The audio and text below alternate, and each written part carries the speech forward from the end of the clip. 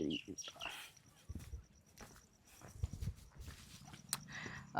CHOs, कैसे हैं आप लोग। और एक और वीडियो हम लोग का स्वागत है। अभी हाल ही में मैं यहाँ आया हूँ इस सेंटर पे। 12 सर्विसेज का एनकोस असेसमेंट हुआ है। तो चलिए आज हम पूरा एनकोस के बारे में जानेंगे मैडम से, खास तौर से रिटर्न वर्क के बारे में, जितने भी रजिस्टर मेंटेन किए जाते हैं उसके बारे में हम खास तौर से जानेंगे। तो मैडम आपका बहुत बहुत स्वागत है मेरे चैनल पर। मैडम कुछ अपने बारे में बताइए थोड़ा सा। सर, मेरा नाम रीना है और मैं SWC छबारा में पोस्टेड हूँ। थैंक यू सर मेरे SWC में आने के लिए कि 12 सर्विसेज क्या है, उन्होंने कैसे क्या क्या पूछा ये जानने के लिए। तो आइए सर मैं आपको दिखाती हूँ कि उन्होंने क्या क्या हमसे पूछा। तो चलिए सबसे पहले हम मैडम का जो सेंटर है उसको ओरिएंट कर लेते हैं। साथ में मैडम सारे क्वेश्चन ही बताएंगे हमको क्या क्या क्वेश्चन किए जाते हैं और रजिस्टर कैसे मेंटेन किए जाते हैं। ये हमारी डिस्ट्रिक्ट का पहला सेंटर है जहाँ पे 12 सर्विसेज का असेसमेंट हुआ है। तो चलिए दोस्तों स्टार्ट करते हैं सेंटर देखना। आइए सर हम आपको अपने SWC का ओरिएंटेशन कराते हैं। चलिए मैडम। ये हमारा गार्डन है, हर्बल गार्डन है। जी जी। और ये हमारा बैनर था जो हम लोगों ने बनवाया था। वाह, ये काफ़ी अच्छा लग रहा है मैडम। थैंक यू सर जी। और यहाँ पे हम लोग की सेल पे केयर किट रखी हुई है। बायोमेडिकल जो हम लोग भेजते हैं हज़ार्ड्स वो यहाँ पे रखा हुआ है। प्लस कंप्लेन बॉक्स है। ये हमारा सूचना पटल है। जी। आइए सर जी। ये हमारा वेटिंग एरिया है। ओके। जहाँ पे हमारे पास पानी पीने के लिए रखा हुआ है यहाँ पे। ठीक और है। ये सारी AC वगैरह लगी हुई है, सिस्टमेटिक रखी हुई है। ओके। ये भी हॉल है। और ये हमारा फैमिली प्लानिंग परिवार नियोजन कॉर्नर है। और ये नई पहल किट है जो कि बहुत कम लोग रखते हैं। जी। ये जो शादियाँ होती है उनको हम लोग ये गिफ्ट करते हैं। ओके मैम, इसमें क्या क्या रहता है? इसमें सारा फैमिली प्लानिंग की चीज़ें रखी रहती है। ई पिल्स हो गया, कॉन्डोम्स हो गया, जो उनको हम लोग देते हैं वो उसमें रखी रहती है। आइए सर ये हम दिखाते हैं अपना। ये क्या है? ये तो लगा हुआ है। ये सर हमारे मेडिसिन का जो लिस्ट है, ड्रग लिस्ट है हमारी 126 वाली जो हमारे पास EDL में है। ओके। वो उसका चार्ट लगा हुआ है। सर मैं एक चीज़ इसमें मिस है कि हम यहाँ पे सारी चीज़ें मेंशन है बट एक चीज़ नहीं है कि हमारे पास अवेलेबल कितनी है। इतनी सारी 126 में से हमारे पास कौन सी ड्रग मतलब हमारे पास अवेलेबल है और कितनी क्वांटिटी में है ये हमें इसमें मेंशन करना है। ओके मैम, मैं एक चीज़ और आप ऐड करते जाइए। आपका अभी एनकोस हुआ है तो जैसे सब लोग मैनेज करते हैं तो हम क्या कमियां रहती हैं साथ में आप वो भी बताते जाइए कि ये चीज़ हमको गलतियां नहीं करनी। सर हम लोग बहुत सारी चीज़ें ऐसी होती है कि हम लोग नहीं कर पाते हैं तो वो हम कवर करते जाएंगे इस वीडियो में। ये हमारा OPD रूम है। चलिए मैडम जी। ये हमारा NCD कॉर्नर है। ठीक है मैडम। और सारी IC लगी। ये हमारा मेडिकेशन रैक है जिसमें हमारी सारी दवाइयाँ जो हम देते हैं ओके वो रखी हुई है यहाँ पे। जी। और ये हमारा रजिस्टर जितने भी है वो यहाँ रखते हैं। अभी हम आपको बताने के लिए हमने अपने टेबल पे रख रखी है कि इसमें हम क्या क्या ऐड ऑन करना है वो भी किया। वैसे तो मोस्टली सारे रजिस्टर बने हुए थे बट उन्होंने कुछ कहा है कि ये भी अलग से बनाना चाहिए आपको जी। तो वो भी बनाना। मैम इतने सारे रजिस्टर बनाना पड़ते हैं? हाँ सर बहुत रजिस्टर तो बहुत सारे बनाने हैं। और ये सारी IEC। अब मैम ये IEC का भी कुछ प्रोटोकॉल है क्या? जो IC लगी है वो सिस्टमैटिक है, इसमें तो उन्होंने कोई कमी नहीं निकाली थी। उन्होंने कहा कि बहुत अच्छे हैं, प्रॉपर्ली दिख रहा है, सारी चीज़ें हो रही है। जी मैम नेक्स्ट चलते हैं मैडम। नेक्स्ट है हमारा लैब। जी ऐसे हम लैब दिखाते हैं। ये हमारा ड्रेसिंग कॉर्नर है, इमरजेंसी ड्रेसिंग एरिया जिसमें हमने सारी मेडिसिन और सारे इक्विपमेंट्स वगैरह रख रखे हैं। ये स्टेराइल हमारे ट्रे वगैरह हैं जी। और ये हमारा बॉयलर जिसमें हम डिसइंफेक्टेड करते हैं। ये हमारा फ्रिज है। ये हमारा जो हम लोग स्पिल मैनेजमेंट और निडलिस्टिक इंजरी जो हो जाती है उसके लिए हमने वो बना के रखा हुआ है। और ये ब्लीचिंग पाउडर सॉल्यूशन और कंटेनर। यहाँ पे जो हम टेस्ट लगाते हैं हमारे SWC में वो सारे ट्रेस हमने यहाँ पे अरेंज करके रखा है। और एक चीज़ हमारे पास में हैंड वॉश के लिए एल्बो टेप होना ज़रूरी है।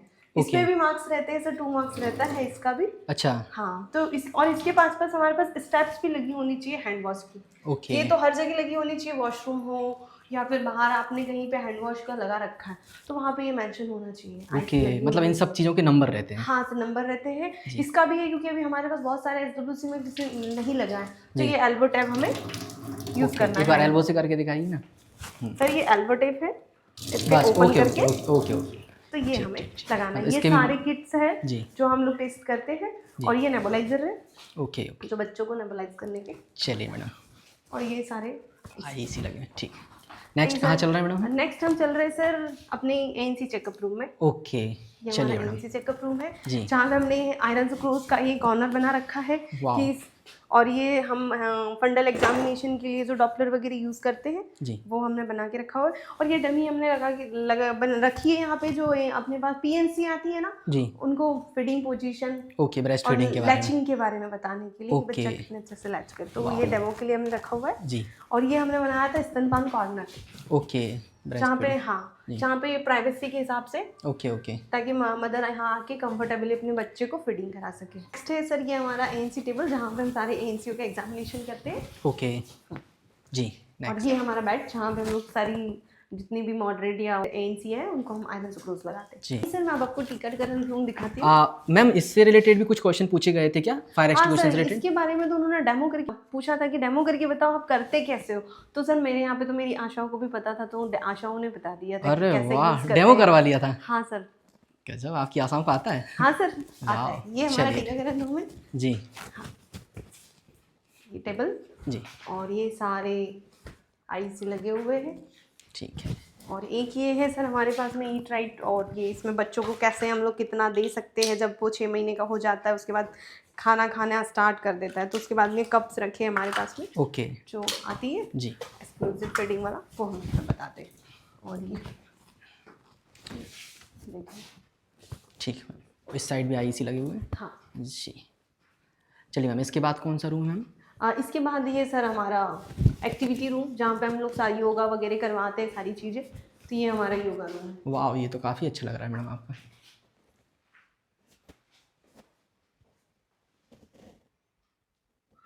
तो चलिए सर हम आपको दिखाते हैं हमारा स्टॉक। जी। ये हमारा स्टॉक रूम है, ये हमारा सारा बफर स्टॉक है। इसमें कौन कौन सी मेडिसिन है जी। ये हमारे पास रखी है, और इस पर चेकलिस्ट लगाना हमें ज़रूरी है कि हमारे पास बफर स्टॉक में कितनी मेडिसिन अवेलेबल है, उनकी एक्सपायरी डेट ओके। वो भी इसमें मेंशन होना चाहिए। और यहाँ पे हमने लगाया है ब्रेस्ट सेल्फ एग्जामिनेशन कैसे करते हैं। ओके। ये था सर हमारा छोटा सा SWC।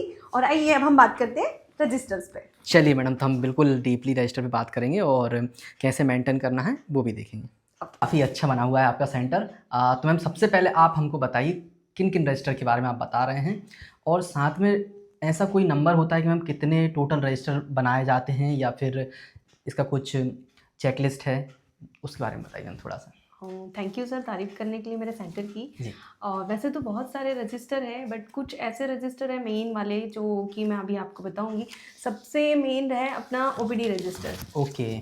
ये इस पे ये है कि जितनी भी डिटेल्स है, जो भी हम पेशेंट देखते हैं और रेफ़र कैसे करते हैं, हम उनका UHID नंबर कैसे जनरेट करते हैं, वो सारी चीज़ें मैं आपको इसमें एक्सप्लेन करूँगी। UHID नंबर लाइक जैसे एक पेशेंट हमारे पास आया जी।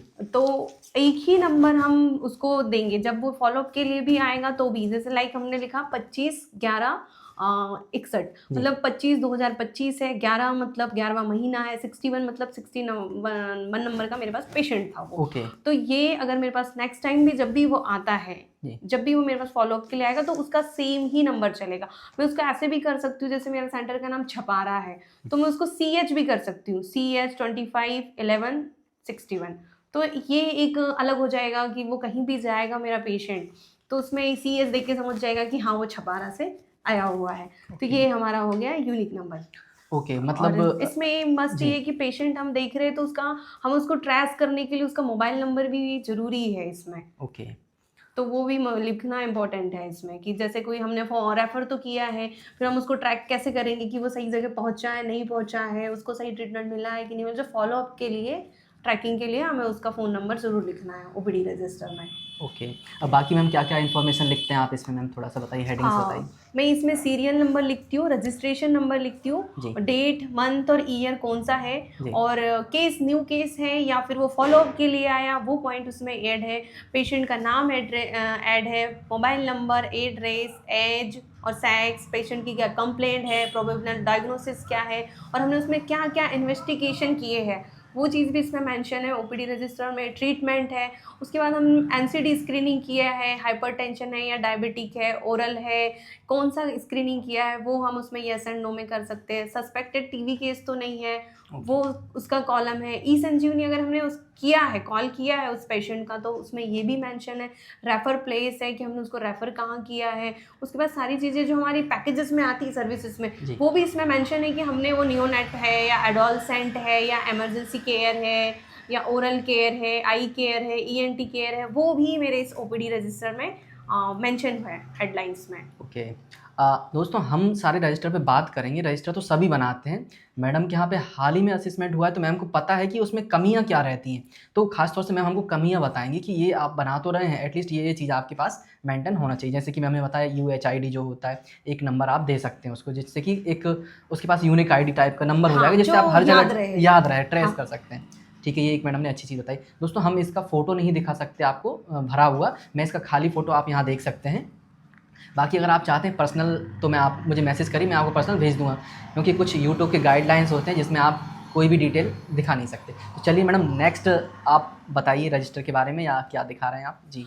नेक्स्ट है सर हमारे पास में ये ओपीडी स्लिप जी। हाँ, इसमें मेंशन है कि हम क्या क्या उसको आता है हमारे पास में, तो उसका नाम मेंशन है और क्या कहते हैं तो अपना एज मेंशन है, क्या डायग्नोसिस है, क्या ट्रीटमेंट है, क्या हमने दिया है, बीपी शुगर जो भी चेक किया है वो हम इस ओपीडी स्लिप में लिखेंगे। तो ये स्लिप मैम अपन पेशेंट को दे देते हैं? हाँ, पेशेंट देंगे और जो जिरोक्स होगा वो हमारे पास में रहेगा, ताकि वो जब हमारे पास आता है तो ये हमें पास सेव रहे। और ये जो रिकॉर्ड्स हैं हम इसको गाइडलाइंस के अकॉर्डिंग 10 साल तक के हमें मेंटेन करके रखना होता है, हम इसको डिस्कार्ड नहीं करते हैं। ओके मैम, इसका ये फ्री ऑफ कॉस्ट रहता है या फिर इसका ओपीडी का कोई चार्ज रहता है? सर ये फ्री ऑफ कॉस्ट है। ओके, तो ये ओपीडी था। चलिए मैम नेक्स्ट है हमारा रेफरल स्लिप।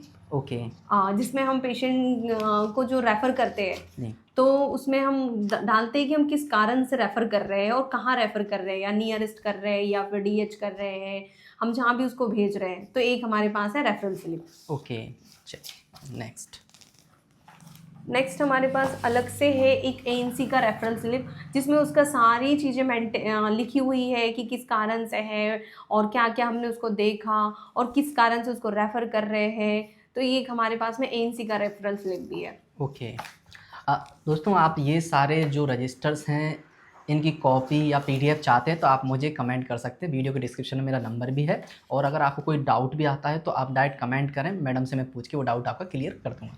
तो ये है दोस्तों रेफरल स्लिप, ये आप देख सकते हैं। चलिए नेक्स्ट है हमारे पास में टीबी पेशेंट जो होते हैं सस्पेक्टेड, उनकी रेफरल स्लिप है सर हमारे पास में। उसमें हमारे पास रहता है कि डेट मेंशन करते हैं, नेम और रेफरल का, और पेशेंट का नाम, एज और कहाँ भेज रहे हैं, वो इसमें मेंशन है रेफरल स्लिप में। तो ये भी आप देख सकते हो। नेक्स्ट हम दिखाएंगे आपको कंसर्न फॉर्म कौन कौन से हैं जो हम डायग्नोस्टिक टेस्ट लगाते हैं।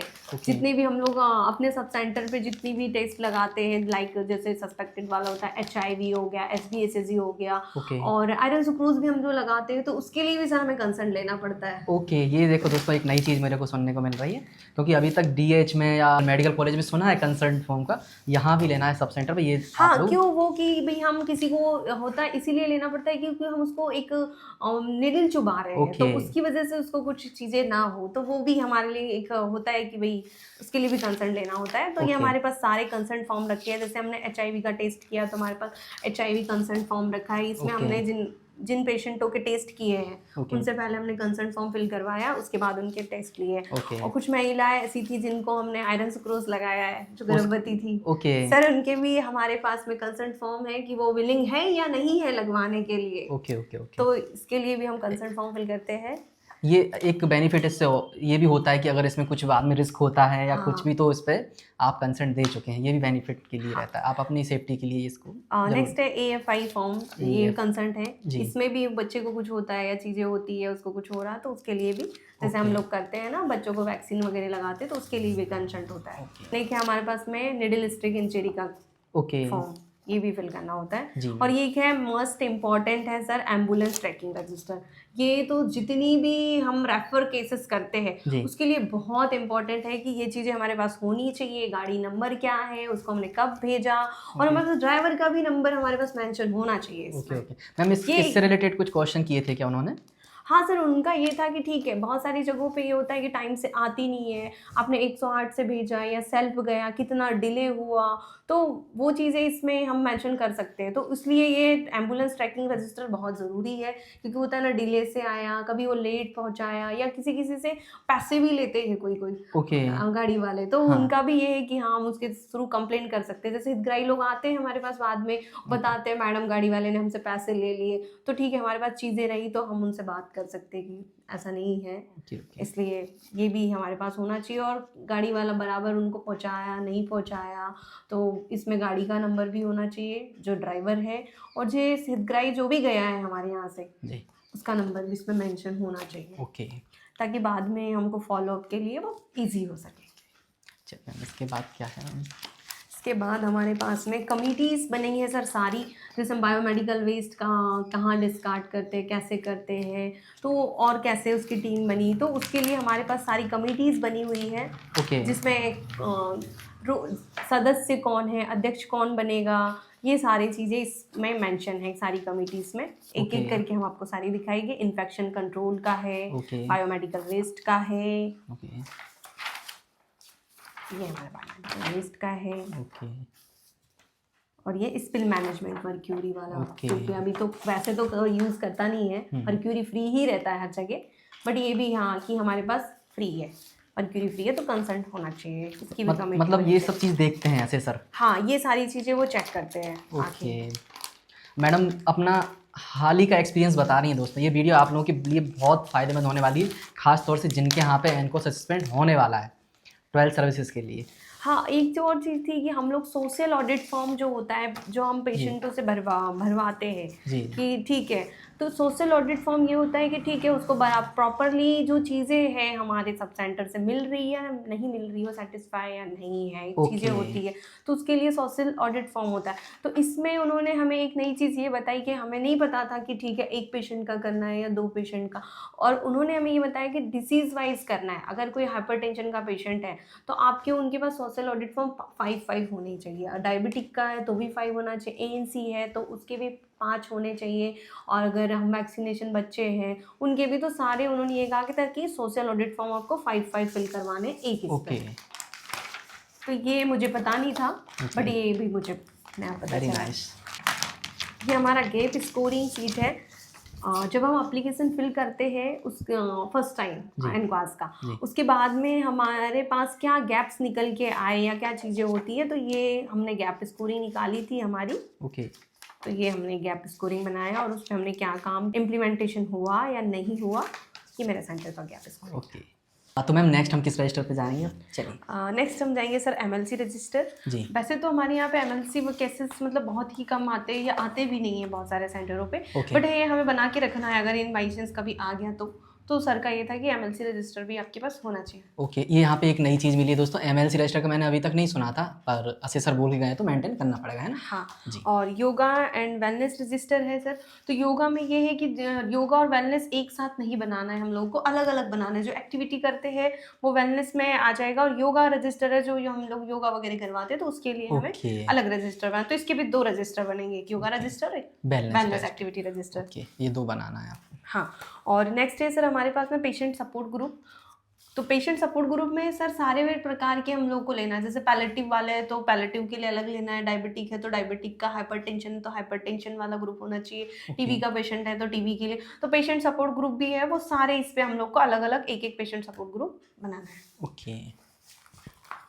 और नेक्स्ट है हमारे पास में डायग्नोस्टिक डेली ट्रैकिंग रजिस्टर, कि हम लोग कितना मेडिसिन खपत कितनी है हमारे पास हो जाती है, तो वो इसको भी मेंटेन करके। ये डेली वाला रहेगा? हाँ सर। ठीक है। और ये हमारे पास है रेफरल रजिस्टर, जिन पेशेंटों को हम लोग रेफ़र करते हैं तो इसमें सारी चीज़ें मेंशन होनी चाहिए रेफरल रजिस्टर में, कि हमने उसको कब मेंशन किया, भेजा था, और इसमें मोबाइल नंबर और सारी चीज़ें।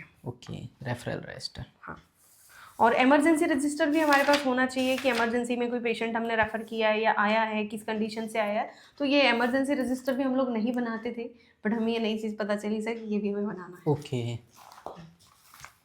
ये क्वालिटी सर्कल मीटिंग रजिस्टर, ये तो मोस्टली सब लोग बनाते ही है, और ये इम्पोर्टेंट भी है। Quality circle meeting register. हाँ, और ये ड्रग स्टॉक रजिस्टर है कि हमारे स्टॉक में कितने ड्रग्स हमारे पास अवेलेबल है, ओके, कितनी क्वांटिटी में, वो सारी चीज़ें उसमें लगाना है। ये हमारे पास में फॉलोअप रजिस्टर है, जो हम लोग डायबिटिक और हाइपरटेंशन पेशेंट का जो फॉलोअप करते हैं, तो ये हमारे पास फॉलोअप रजिस्टर भी है।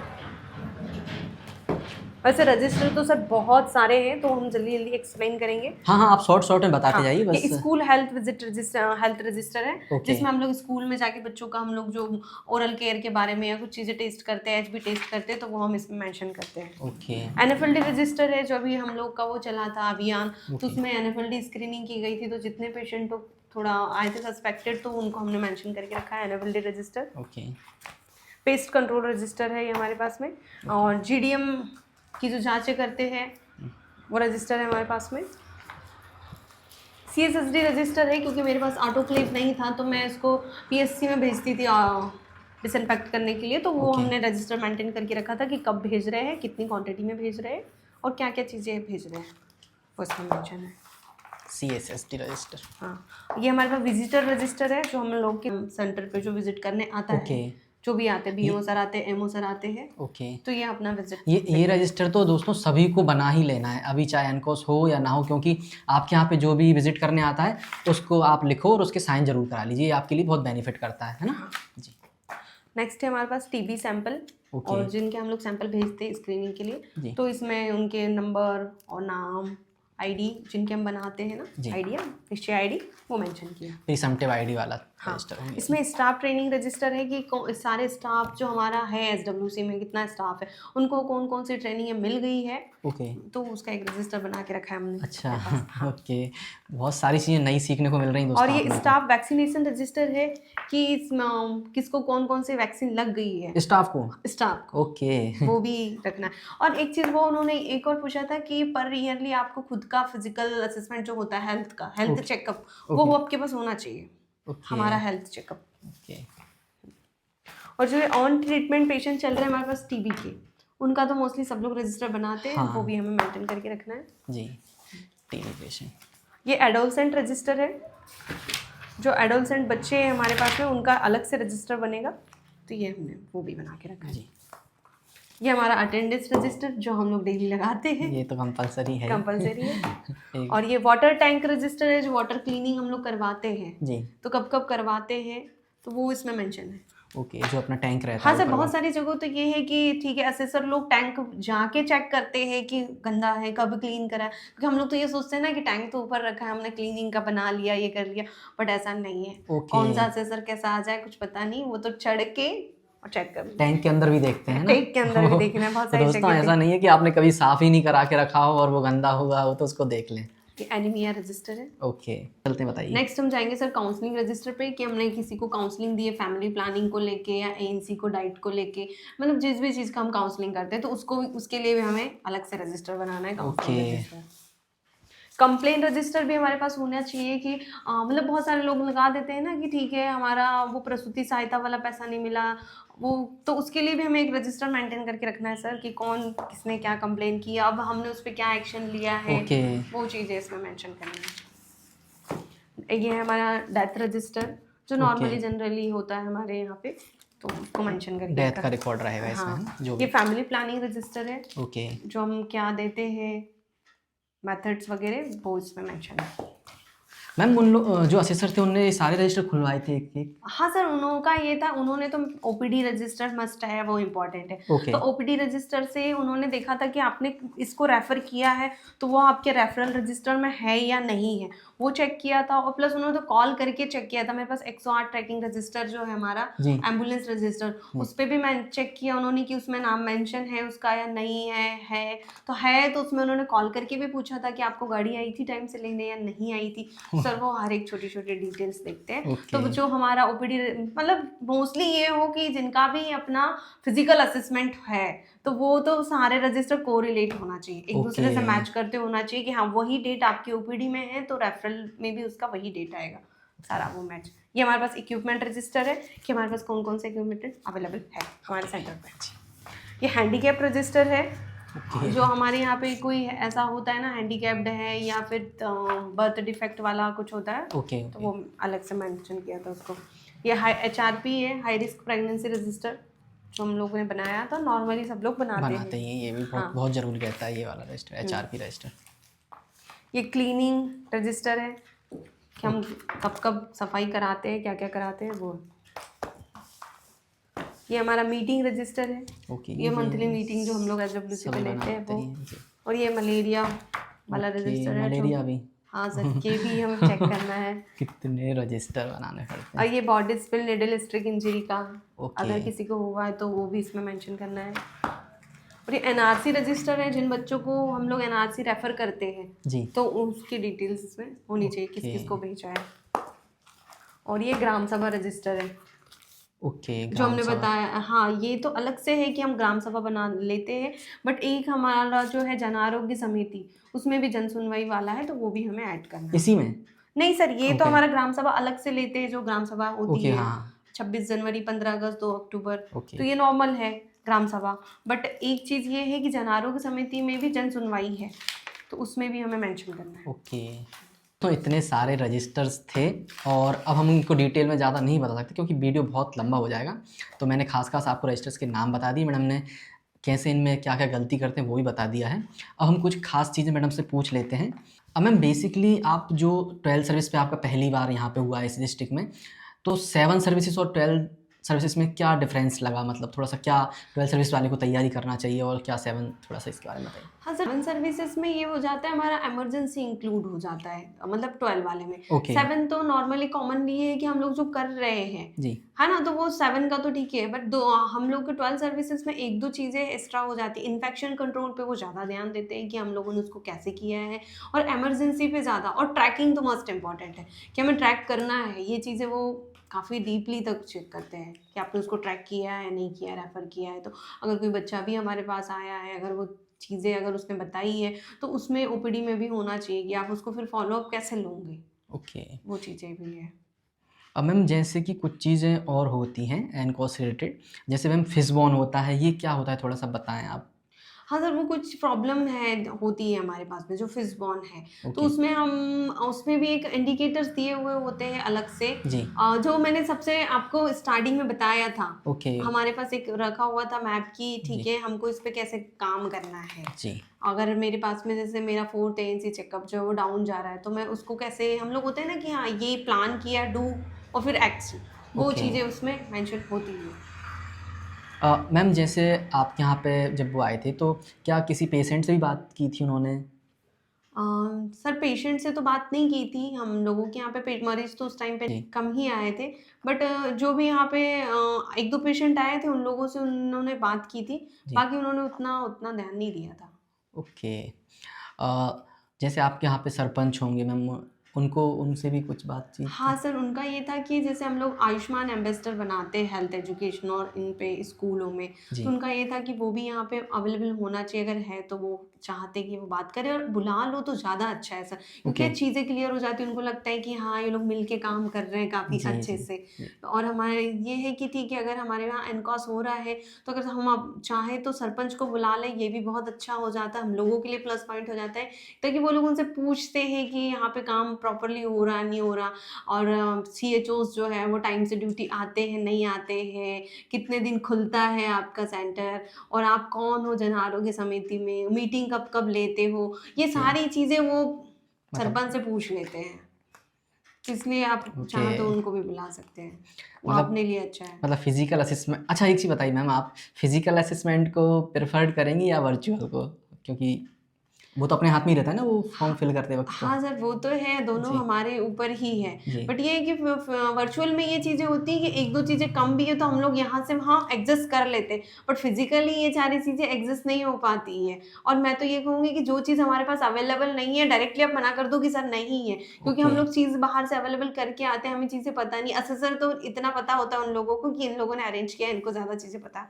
नहीं है। वो तो अलग ही समझ में आता होगा कि हाँ, वो अलग समझ में आ जाता है, तो वो लोग इस चीज़ से भी खुश हो जाते हैं। उनका कहना ये रहता है कि अगर फिजिकल असेसमेंट है, जो आप एक्चुअल काम कर रहे हो वो हमें दिखाओ। ओके, अब मैम एक और सवाल था मेरा कि मैम जो एनकॉस होता है तो मैम इसमें ब्लॉक से या डिस्ट्रिक्ट से कुछ हेल्प का रहता है कि उन लोगों को कुछ हेल्प करनी है उस सेंटर पे, या कुछ सजेस्ट करना है या विजिट करने हैं ऐसा कुछ भी रहता है क्या? हाँ सर, रहता है। जब हम लोग एनकॉस का फॉर्म फिल करते हैं, एप्लीकेशन डालते हैं, तो उसमें ना डिस्ट्रिक्ट वालों को गैप्स नहीं होता है, तो गैप असेसमेंट उन लोगों को करना होता है, आके विजिट करना होता है एक बार, कि वो आए, सेंटर देखे और गैप असेसमेंट करे, फिर उसको हम फुलफिल करें, उसके बाद वो स्टेट को फॉरवर्ड होता है कि वो आके फिर स्टेट टीम आके चेक करे। ओके मैम, कुछ खास टिप्स बताइए जो कि जो उनके यहाँ पे अभी एनकॉस होने वाला है उनको वो हेल्प मिले और वो ऐसी गलतियाँ भी ना करें।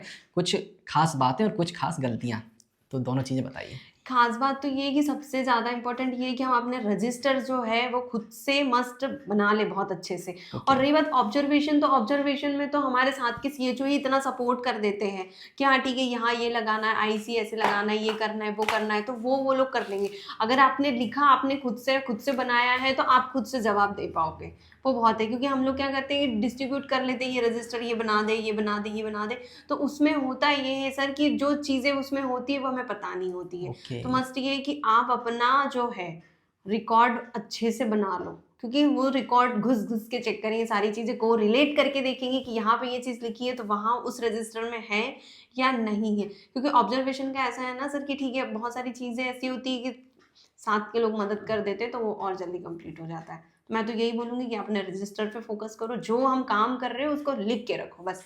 ओके मैम, कुछ ऐसी गलतियाँ जो नहीं करना चाहिए? छोटी थोड़ी गैप्स तो बहुत सारे हैं। अगर आपको ज़्यादा जानकारी चाहिए तो हमारे अजय सर बैठे हैं, आप इनके नंबर पे कॉल कर सकते हो, आप इनसे पूछ सकते हो, वो बहुत अच्छे से एक्सप्लेन करेंगे आपको हर एक चीज़ के बारे में कि कैसे करना है, क्या करना है, कौन से रजिस्टर्स कैसे बनाना है, उसमें क्या मैटर लिखना है, आपको अजय सर बहुत अच्छे से बताएंगे। तो मैम इसी के साथ साथ आप ये भी बोल दीजिए मेरे चैनल को सभी लोग सब्सक्राइब करें और सब लोग लाइक करें, शेयर करें, कमेंट करें और सब्सक्राइब करें, और ऐसी अच्छी वीडियो के लिए सर को ज़रूर फॉलो करें जी। तो दोस्तों, आपको काफ़ी अच्छा लगा होगा ये वीडियो, और अगर आप एनकॉस से रिलेटेड कोई भी इन्फॉर्मेशन या मटेरियल चाहते हैं तो मेरा वीडियो के डिस्क्रिप्शन में नंबर दिया हुआ है, वहाँ आप मुझे हाय भेज दें व्हाट्सएप पे, मैं आपको ये मटेरियल सारा अवेलेबल करा दूँगा। और अगर एनकॉस से रिलेटेड आपको कोई डाउट भी आता है तो वो भी आप कमेंट सेक्शन में कमेंट कर सकते हैं। Thank you so much. Thank you.